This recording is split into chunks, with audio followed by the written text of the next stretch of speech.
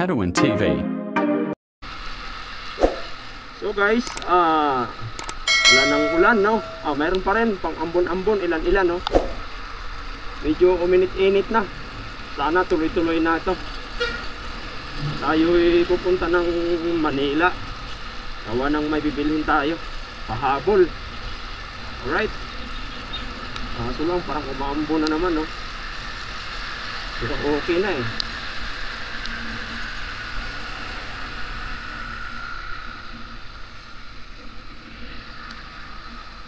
Talaga bahain talaga to dito, oh. May-stuck lang yung tubig.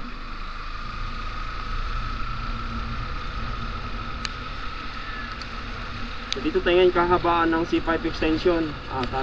Dito tayo dadaan sa Osmeña Highway. Mas mabilis kaysa dito sa Boulevard tayo. Alright. So excited pa naman ako dahil pag okay na talaga to bukas or sa pangalawa dadako na kami sa punta na kami sa aming camping adventure. So sana guys, suportahan nyo kami sa aming maglalakbay.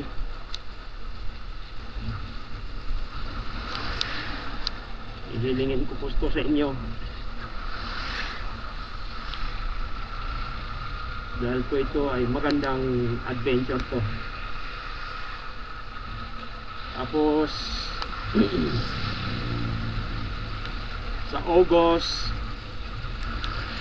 nakaplan na sa amin to na sana matuloy ito sa kami sa Mindoro. Tuloy sana to. Alright. So ngayon may bibilhin muna tayo sa Manila, sa Santa Cruz. May nakakalimutan tayong bibilhin. Alright, napakalaga ito dahil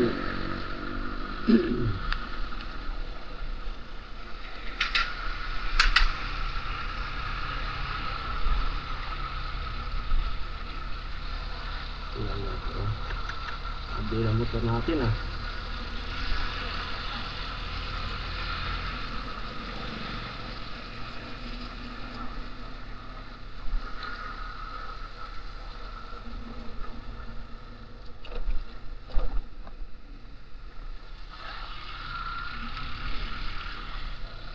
maraming tubig na naman ito.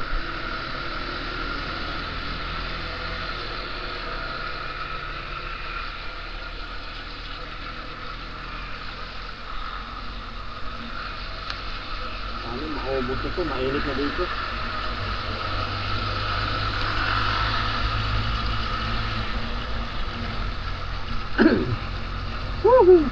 Diba, mainit na dito. Tuluyan ang mainit to, bukas talaga, lipad na to.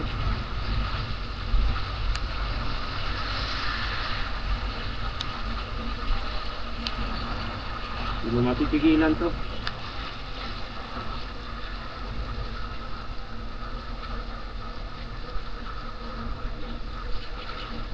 Check ko lang.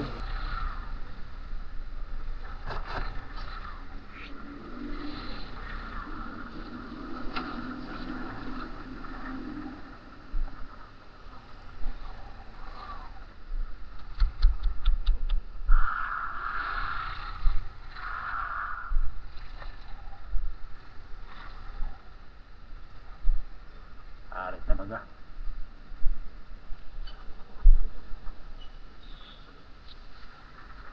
Check natin ulit.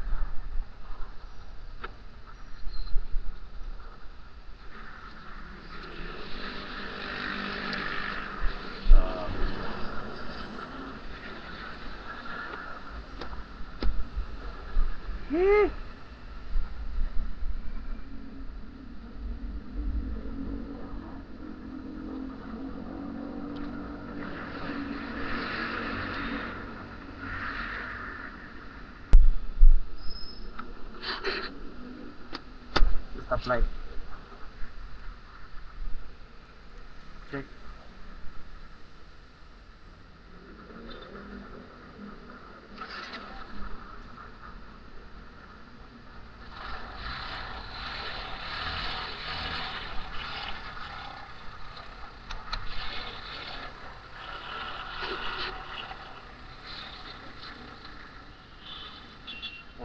Sarap talaga.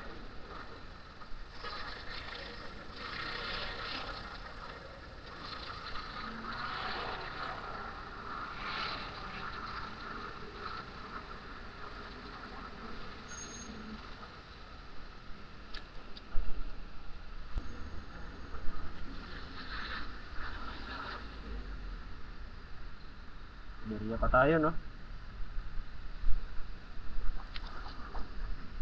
Tayo.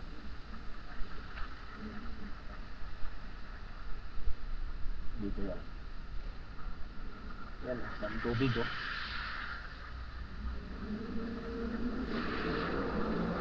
Tubig yan, tubig. Kita nyo guys, tubig yan, tubig.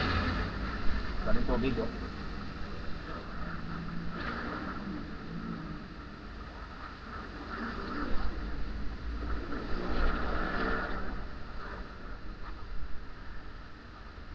Tubig. Ayun ako.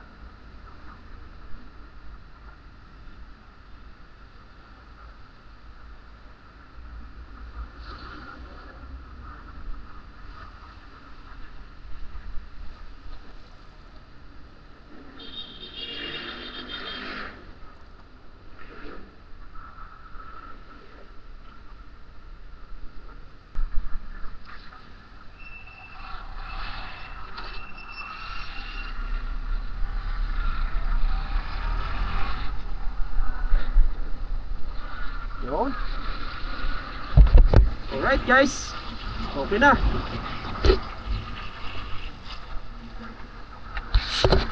Ito natin ng konti lang. Maximum 60. Tandaan nyo lagi guys, ang pag-drive ng motor hindi kailangan mabilis. Maximum nila 60. Hanggang doon ka lang. Kasi napaka-importante ng buhay, lalo't may pamilya ka. Right? Yun yung pinakamahalaga. Tapos huwag marumbado pagdating sa kalsada. Kasi isa yun sa mga nagpo-cause ng mga disgrasya. Importante pa rin yung biyahe mo na katulad ito, sustained ka lang sa isang linya. Kung pwede kang tumatlo sa isang linya, signal light ka. Yun yung pinaka-importante. Tulad nito, diba? Yan, lumabas na yung linya. So kailangan natin mag-signal light para aware yung kasunod natin. Ayan, diba? Alam ko ang traffic nito sa Pasay.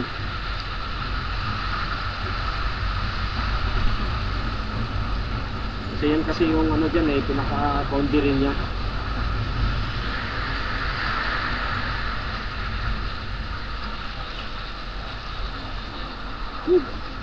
Sarap ng galing sa ulan tapos biglang init, oh. Sarap sa pakiramdam.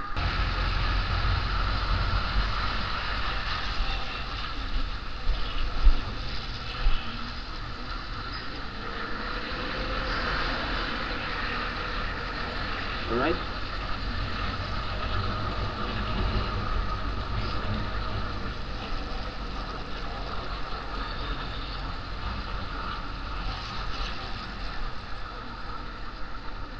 Pupunta tayo ng Manila. Bibili tayo ng radyo. Kasi dalawa kasi kami magkakamping. So napaka-importante yung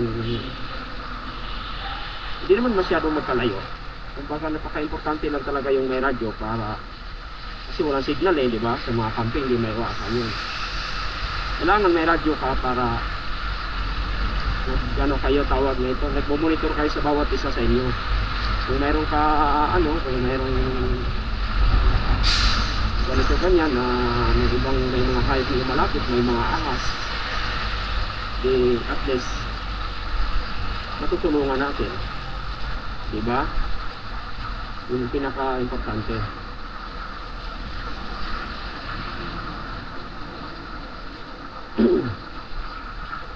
Ngayon muna tayo. Bibili muna tayo. Ganda to kalsada na to rito pag hindi traffic. Talagang solid to. Pero pag traffic naman, ay naku po. Mas gugustuhin ko pa dumaan sa sa Boulevard kasi dito sa Osmeña pag may traffic dito. Grabe.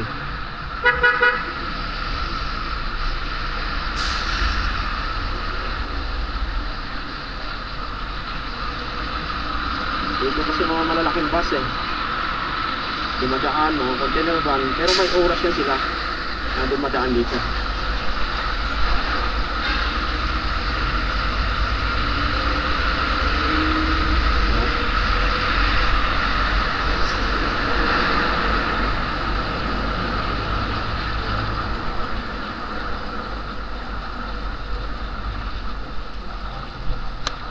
Kailangan natin umakyat sa taas kasi yung pailalim Bondia.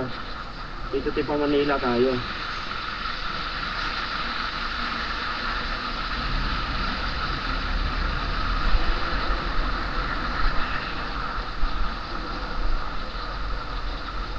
Ilalim na to guys, ang sa nakakalam, ito Bondia yan, pababa pailalim.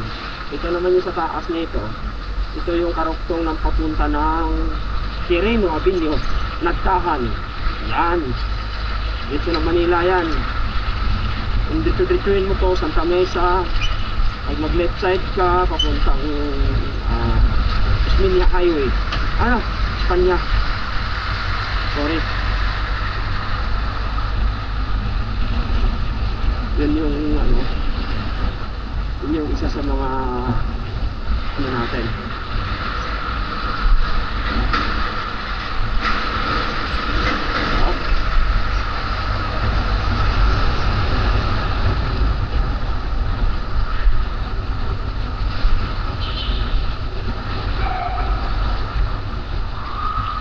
Ganda, pag walang traffic talaga. Sulit yung daan.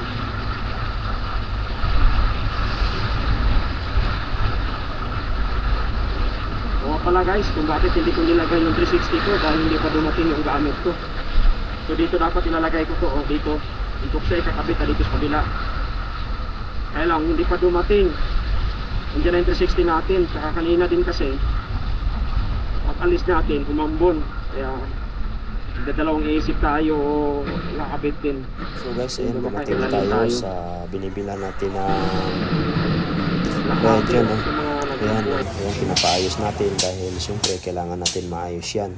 Tapos pina-check na rin natin, pina-program na rin natin bago natin kinuha. Tapos yung yung ipit, pinaayos ko niya talaga para makita talaga natin na ayos ng pagkalagay, no?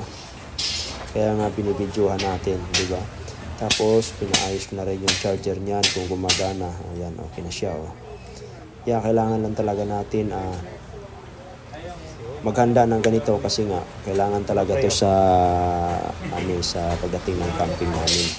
Kasi nga siyempre maghiwalay-hiwalay. Hindi naman kalayuan, pero kailangan pa rin na maghihiwalay gawa ng may mga kanya-kanya kaming tent. Alright? So ngayon, pinaayos ko ni Madam ng husto. Yan. Okay na siya. Yan. Pinapaikot-ikot ko muna.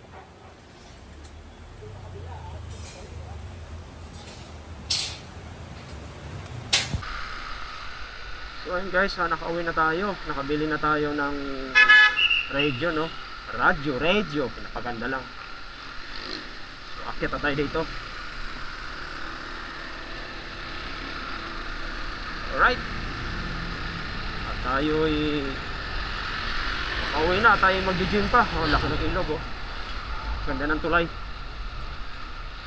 Dito kami nag-shooting dati ng ang probinsyano. Alright.